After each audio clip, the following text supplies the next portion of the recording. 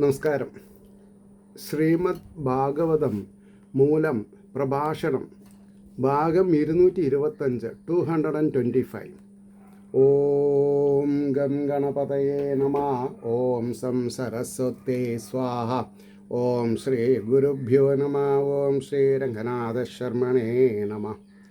നാരായണ നാരായണ നാരായണ നാരായണ നാരായണ നാരായണ നാരായണ നാരായണ നാരായണ നാരായണ നാരായണ.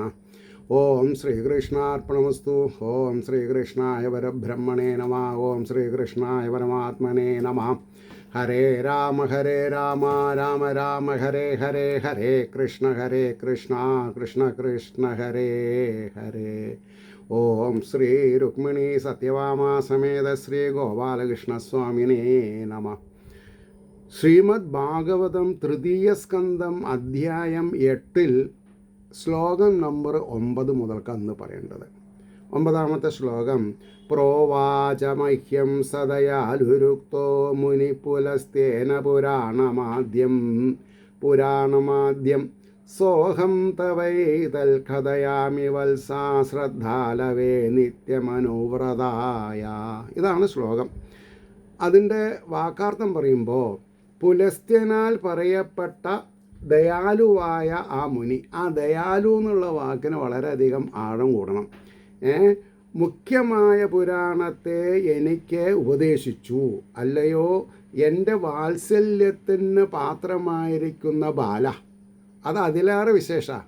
എൻ്റെ വാത്സല്യത്തിന് പാത്രമാവുക എന്ന് പറഞ്ഞാൽ മനസ്സും ശരീരവും മറന്ന് ആരാധിക്കണം. പ്രമോഷമുണ്ടോ? അപ്പോഴാണ് ഈ വാത്സല്യത്തിന് പാത്രമായി തീരൽ.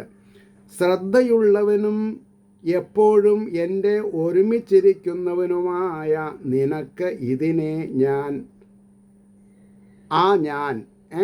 ഉപദേശിക്കാം. ഏത് ഭാഗവതം ഉപദേശിക്കാം എന്നാണ് പറഞ്ഞത്.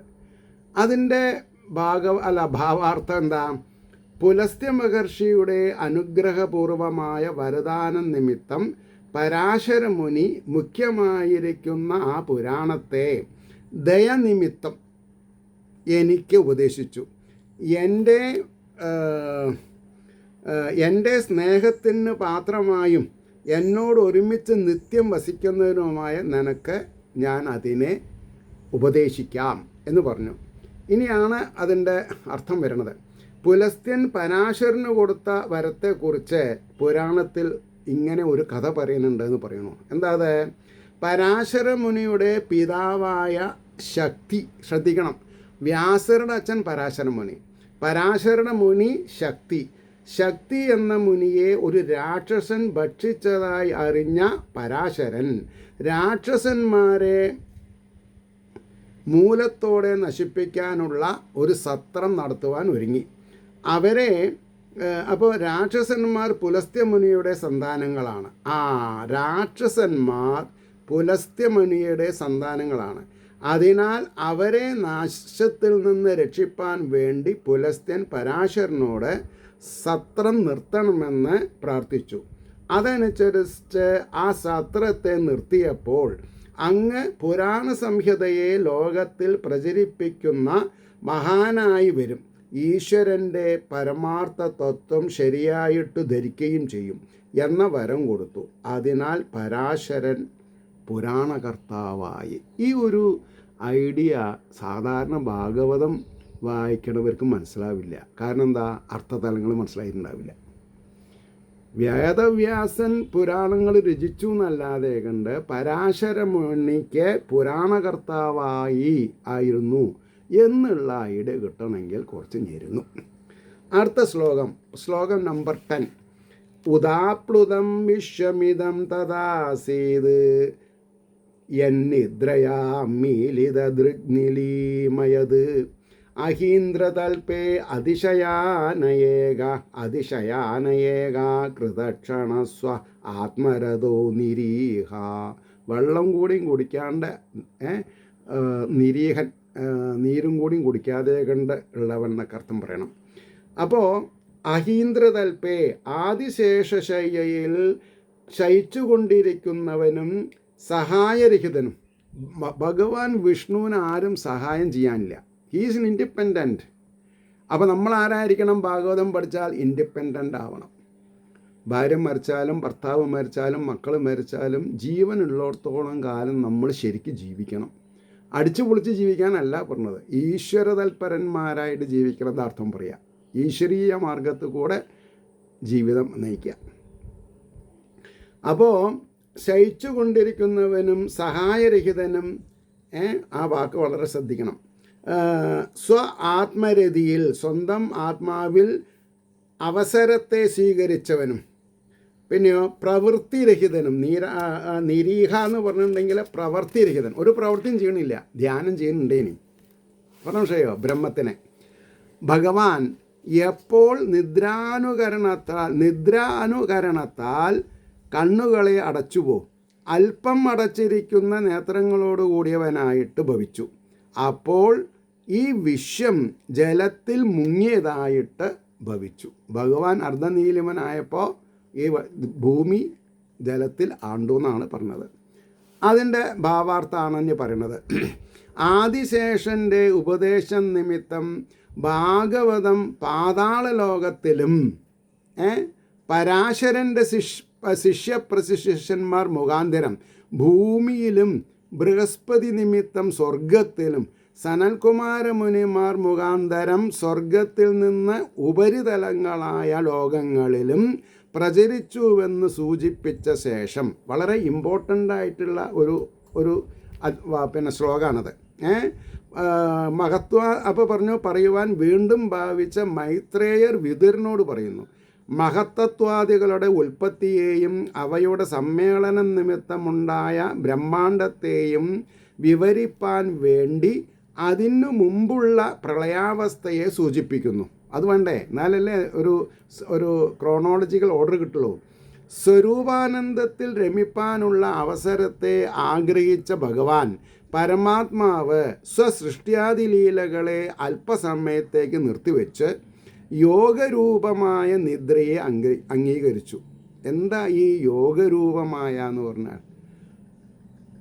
പരമാത്മ ചൈതന്യം മാത്രമേ ഉള്ളൂ, ശരീരാഭിമാനം ഇല്ല.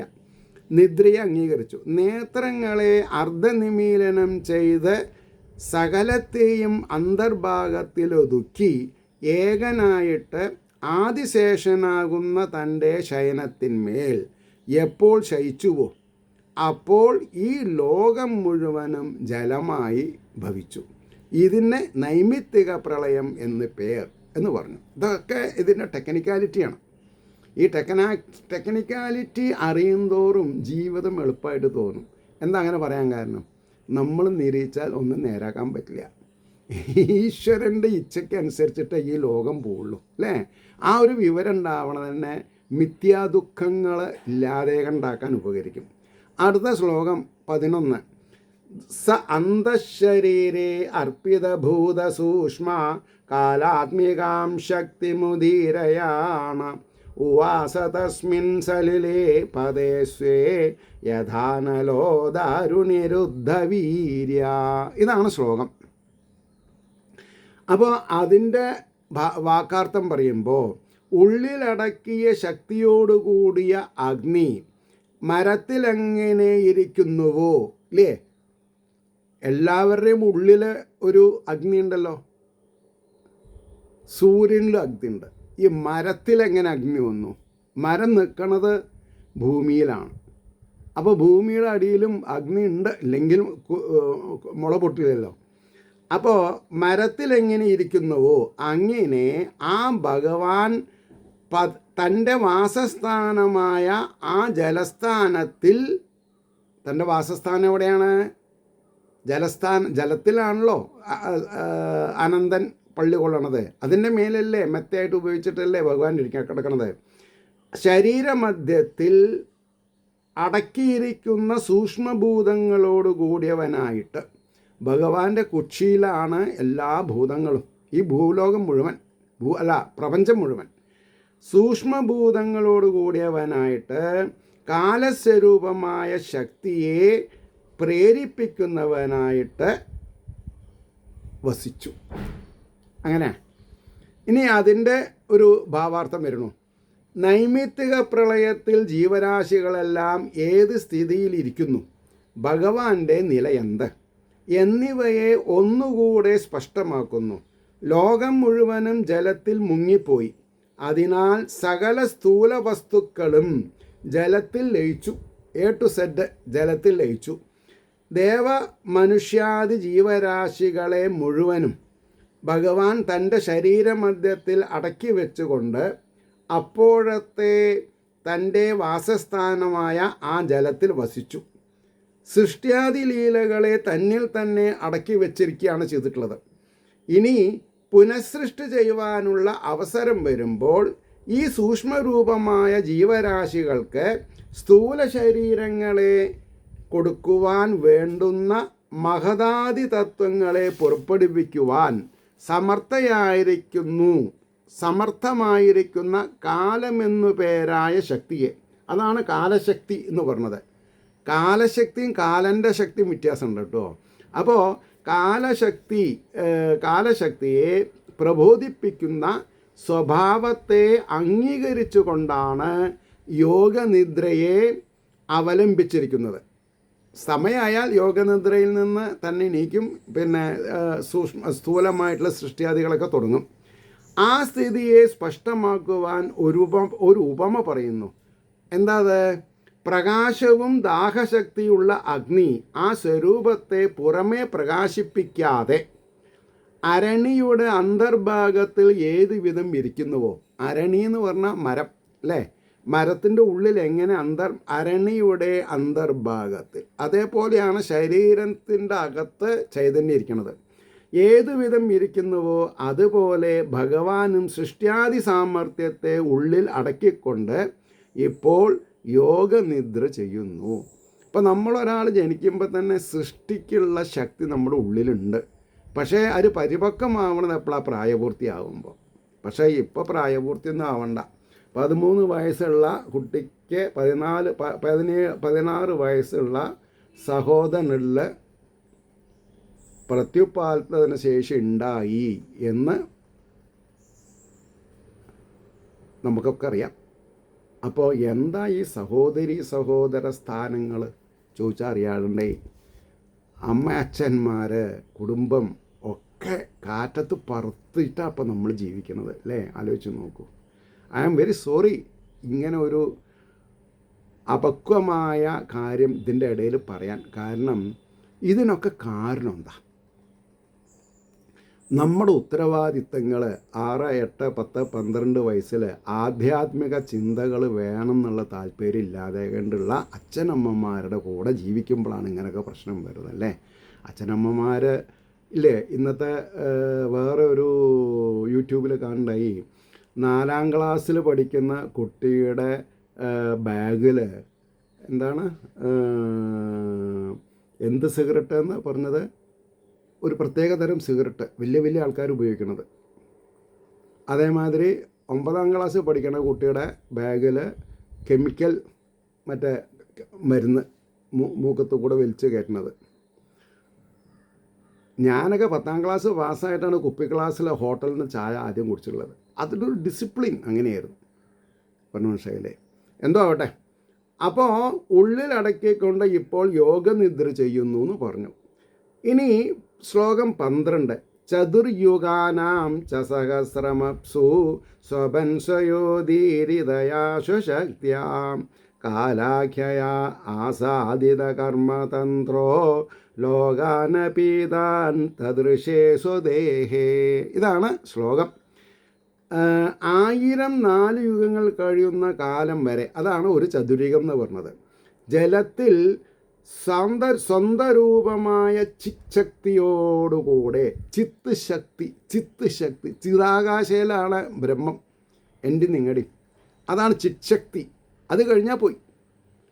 ക്രിയാശക്തി എന്താണെന്ന് പറയുക, ജ്ഞാനശക്തി, ആലോചനാശക്തി, ക്രിയാശക്തിയൊക്കെ എപ്പോഴേ ഉള്ളൂ?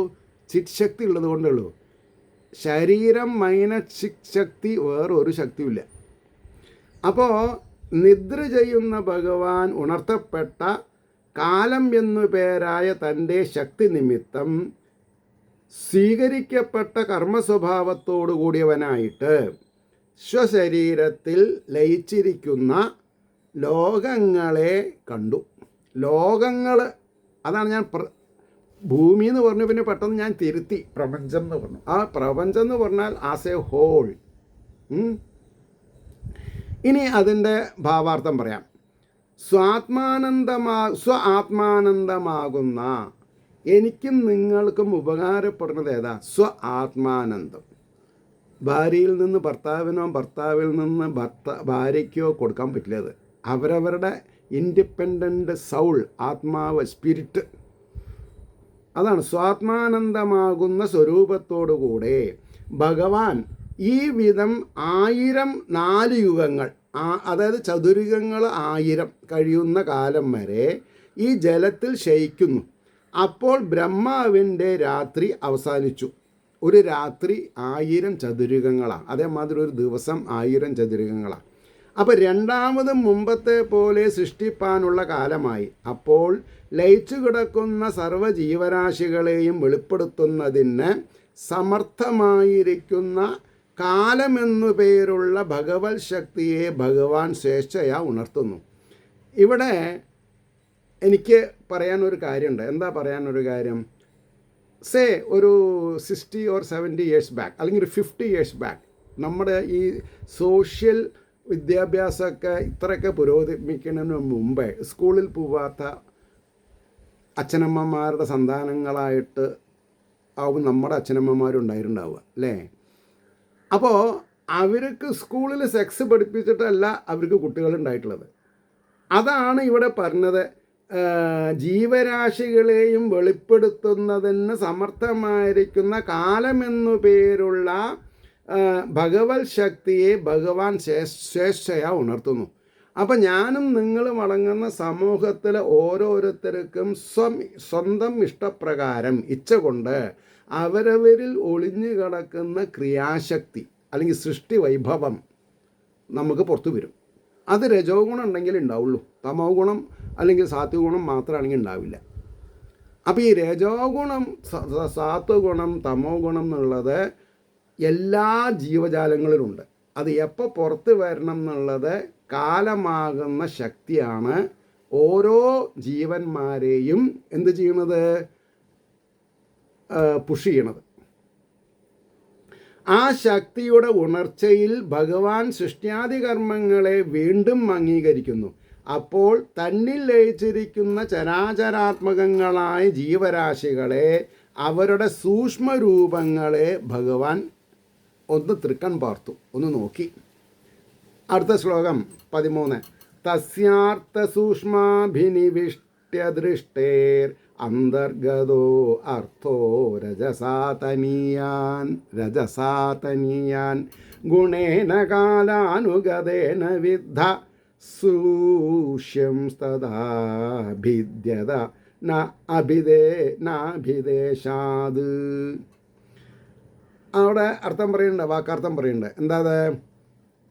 ഭൂതസൂക്ഷ്മത്തിൽ സമർപ്പിക്കപ്പെട്ട സങ്കല്പത്തോടു കൂടിയ ആ ഭഗവാന്റെ അന്തർഭാഗത്തിലിരിക്കുന്നതും ഉള്ളിലിരിക്കുന്നതും അത്യന്തം സൂക്ഷ്മവുമായ, എന്നിലും നിങ്ങളിലും ഇരിക്കുന്ന അകത്തിരിക്കുന്ന ശക്തി എങ്ങനത്തെയാണ്? അത്യന്തം സൂക്ഷ്മവുമായ ഭൂതവർഗം കാലശക്തിയോട് യോജിച്ചിരിക്കുന്നതായ രജോ ഗുണത്താൽ ക്ഷോഭിക്കപ്പെട്ടതായിട്ട്. രജോ ഗുണം ക്ഷോഭിക്കുമ്പോഴാണ് സൃഷ്ടി ഉണ്ടാവണതെന്ന് പറയണു. സൂഷ്യൻ എന്നാണ്. ആ സൂഷ്യൻ എന്ന് പറഞ്ഞാൽ എന്താ അർത്ഥം?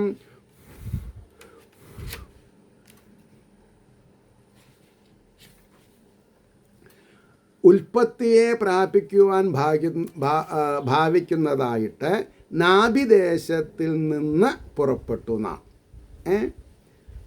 ഇനി അതിൻ്റെ ഒരു ഭാവാർത്ഥം. ഇനി ലോകമുണ്ടായ സമ്പ്രദായം പറയണു. ലോക സൃഷ്ടിക്ക് ഉപകരിക്കുന്ന ഭൂതസൂക്ഷ്മത്തിൽ ഭഗവാന്റെ സങ്കല്പശക്തി പ്രവർത്തിച്ചു. അപ്പോൾ ഭഗവാന്റെ അന്തർഭാഗത്തിലിരിക്കുന്ന അത്യന്ത സൂക്ഷ്മരൂപമായ ഭൂതസൂക്ഷ്മവർഗം കാലശക്തിയാൽ ഉണർത്തപ്പെട്ട രജോ ഗുണത്താൽ പ്രേരിപ്പിക്കപ്പെട്ടു.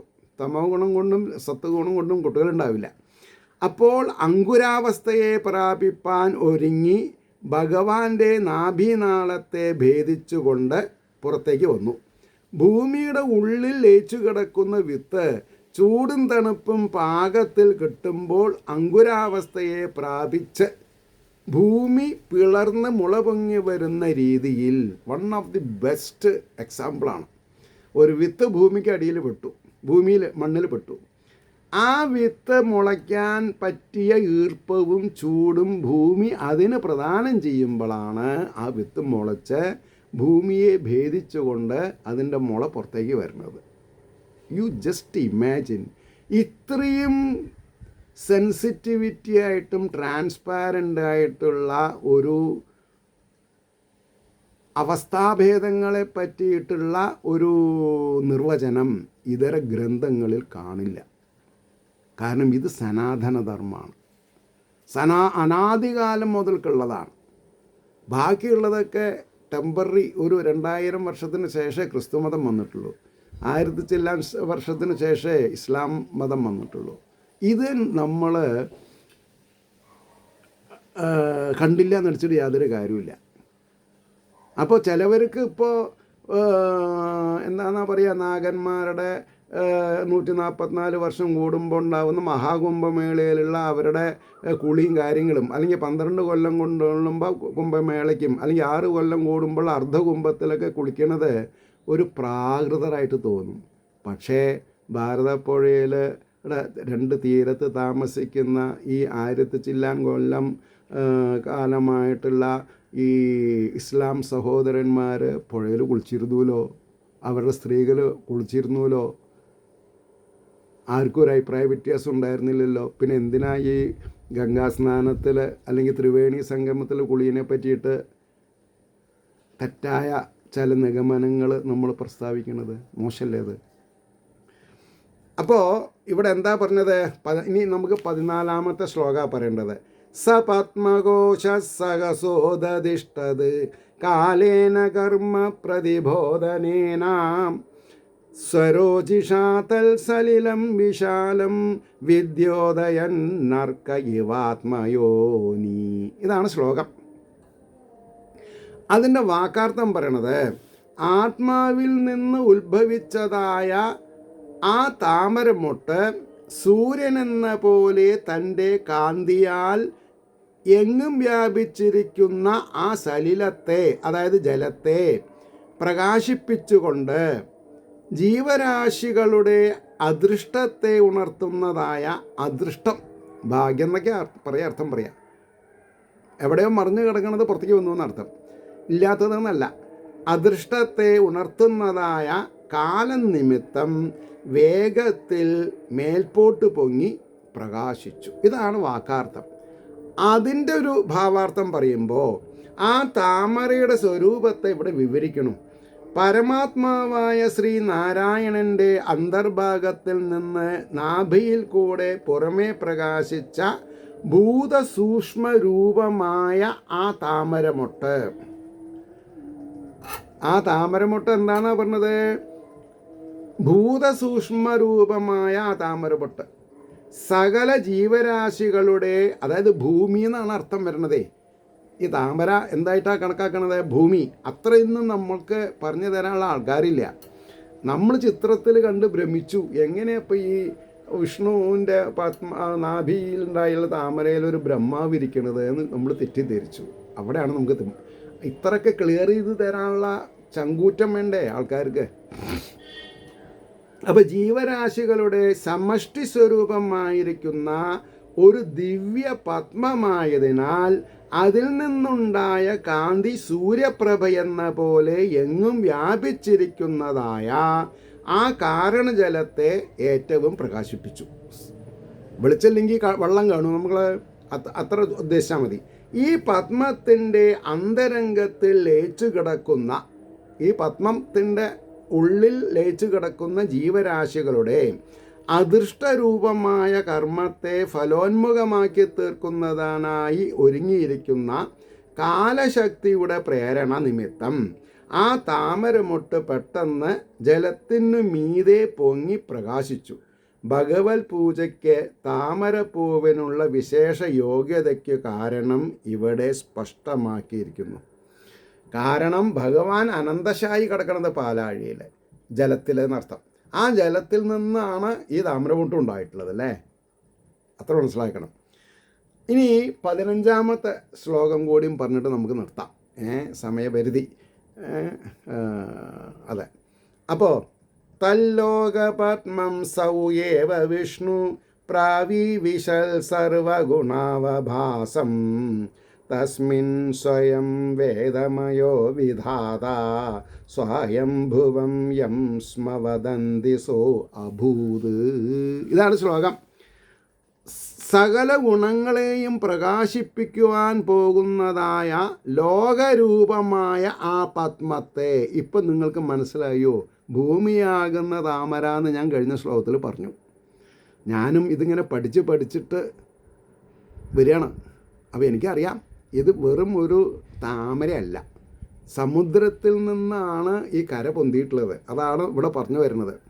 അപ്പോൾ സകല ഗുണങ്ങളെയും പ്രകാശിപ്പിക്കുവാൻ പോകുന്നതായ ലോകരൂപമായ ആ പത്മത്തെ വളരെ തത് ലോകപത്മം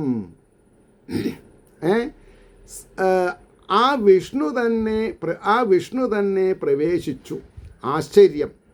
അതിൽ സ്വയം താനെ തന്നെ വേദാത്മകനായ ആ ബ്രഹ്മാവ് ഉണ്ടായി. ഭൂമിയിലുണ്ടായി എന്ന് പറഞ്ഞാലും നമ്മളൊക്കെ താമരയിലാണ് ഉണ്ടായത് പറഞ്ഞാലും ഇവിടെ എന്താ ലോകരൂപമായ ആ താമരയിലാണ് നമ്മളൊക്കെ ഉണ്ടായിട്ടുള്ളത്. നമ്മളിലും എന്തുണ്ട്? ക്രിയാശക്തി, പിന്നെ രജോ ഗുണമുണ്ട്, സൃഷ്ടി വൈഭവം. ഇത്രയൊക്കെ മനസ്സിലാക്കണ്ടേ? അല്ലാണ്ട് വെറുതെ നമ്മൾ സപ്താഹം എന്ന് പറഞ്ഞ് ഊണും കഴിച്ചിട്ട് പോന്നാൽ മതിയോ? പോരാട്ടുമോ? അതുകൊണ്ടാണ് പറഞ്ഞത്. അപ്പോൾ അതിൽ സ്വയം താനേ തന്നെ വേദാത്മകനായ ആ ബ്രഹ്മാവ് ഉണ്ടായി. യാതൊരുവനെ താനേയുണ്ടായവനെന്ന് പറയുന്നു. തനിച്ചുണ്ടായതാണ്. അപ്പോൾ ഈ ഭൂമിയിൽ എന്തൊക്കെയുണ്ട്? എല്ലാ കാണപ്പെടുന്ന 84 ലക്ഷം സ്പെസീസ് ഓഫ് ക്രിയേച്ചേഴ്സിൻ്റെ അങ്കുരങ്ങളുണ്ട്. അത് ഭൂമി പരിഭാഗമാവുമ്പോൾ അത് പുറത്തേക്ക് വരും. പ്രളയത്തിലൊക്കെ പോവും, പിന്നെയും ആദ്യം വരും 1000 ചതുരകങ്ങൾ കഴിയുമ്പോൾ. ഇനി ഇതിൻ്റെ ഭാവാർത്ഥം പറഞ്ഞു നിർത്താം. സൂര്യതുല്യ തേജസ് എന്നാ നോക്കണം. സൂര്യ തേജസ് എന്നല്ല, സൂര്യന് തുല്യമായ തേജസ് ആ പത്മത്തിനുണ്ടായത് ഭഗവാൻ അതിൽ പ്രവേശിച്ചത് കൊണ്ടാണെന്ന് ബോധിപ്പിക്കുന്നു. ഇതാണ് ടോപ്പ് മോസ്റ്റ് പോയിൻ്റ്. എനിക്കും നിങ്ങൾക്കും, ശങ്കരാചാര്യർക്കും, നാരായണ ഗുരുവിനും, രമണ മഹർഷിക്കും, ചട്ടമ്പി സ്വാമിക്കും എന്ന് വേണ്ട, പ്രധാനികൾക്കും അപ്രധാനികൾക്കൊക്കെ എന്തുണ്ട്? തേജസ്സുണ്ട്. ആ തേജസ് കൊണ്ടല്ലേ സൂര്യനെ നമ്മൾ കാണുന്നത്. ശ്രദ്ധിക്കണം. അപ്പോൾ ഇതൊക്കെയാണ് ഭഗവാന്റെ ലീലയെന്ന് ഉ എന്ന അക്ഷരത്തിൽ സൂചിപ്പിച്ചിരിക്കുന്നു. ഇനി ഉണ്ടാകുന്നതായ സർവ്വലോകത്തിൻ്റെയും സൂക്ഷ്മരൂപം ഈ താമരമൊട്ടാകയാൽ, അതായത് ഈ ഭൂമിയാകയാൽ, പ്രപഞ്ചമാകയാൽ, ഇതിനെ ലോകരൂപമായ താമരയെന്ന് നിശ്ചയിച്ചിരിക്കുന്നു. ഇത് ഏതൊരു ഭഗവാനിൽ നിന്നുണ്ടായിരിക്കുന്നുവോ ആ ഭഗവാനായ വിഷ്ണു ആ പത്മത്തിൽ പ്രവേശിച്ചു, കരയിൽ പ്രവേശിച്ചു. അതുകൊണ്ട് അത്രത്തോളം പ്രകാശം ഇതിനുണ്ടായതെന്ന് സാരം. സകലത്തിൻ്റെയും അറിവ് തന്നെ സ്വരൂപത്തെ ധരിച്ചുകൊണ്ട് ശോഭിക്കുന്നതിനാൽ വേദമയമെന്ന് പറയപ്പെടുന്ന ബ്രഹ്മദേവൻ ആ പത്മത്തിൽ നിന്ന് ജനിച്ചു. ആകാശത്തു നിന്ന് പൊട്ടി വീണതല്ല, കരയിലുണ്ടായതാണെന്ന് അർത്ഥം മനസ്സിലാക്കിയാൽ മതി. അതിൻ്റെ ശേഷം ഒന്നുകൂടി പറയണു.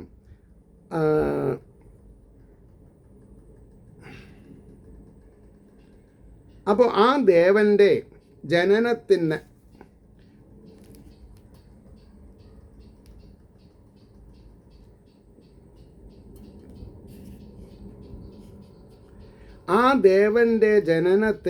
അന്യമായ കാരണം കാണപ്പെടാത്തതിനാൽ സ്വയംഭൂ എന്നുള്ള പേർ ബ്രഹ്മാവിന് സിദ്ധിക്കുന്നു. മുമ്പത്തെ കൽപ്പം അവസാനിച്ച സമയത്തിൽ ശ്രീനാരായണനോട് ഏകീഭൂതനായിരുന്ന ബ്രഹ്മാവ്, ലയിച്ചിരിക്കുന്ന ബ്രഹ്മാവ് മഹാവിഷ്ണു യോഗനിദ്രയിൽ നിന്നുണർന്ന സമയം പത്മദ്വാര സ്വയമേവ പ്രകാശിച്ചു. പത്മം മുഖാന്തരം പ്രകാശിച്ചു. ഈ കൽപ്പത്തിൽ പാത്മം എന്ന് പേർ. അതുകൊണ്ടാണ് പാത്മകൽപ്പം എന്ന് പറയാൻ കാരണം. അവിടെ നിർത്താം. ഏവർക്കും ശ്രീ ഹരിയുടെ അനുഗ്രഹാശിസ്സുകൾ നിർലോഭമുണ്ടാവട്ടെ എന്ന് പ്രാർത്ഥിക്കുന്നതിനോടൊപ്പം ലോകാ സമസ്ത സുഖിനോ ഭവന്തു ആയിരിക്കട്ടെ നമ്മുടെ പ്രാർത്ഥന എന്ന് ഓർമ്മിപ്പിച്ചുകൊണ്ട് വാക്കുകൾ ഉപസംഹരിക്കുന്നു. നമസ്കാരം. നാളെ കാണാം.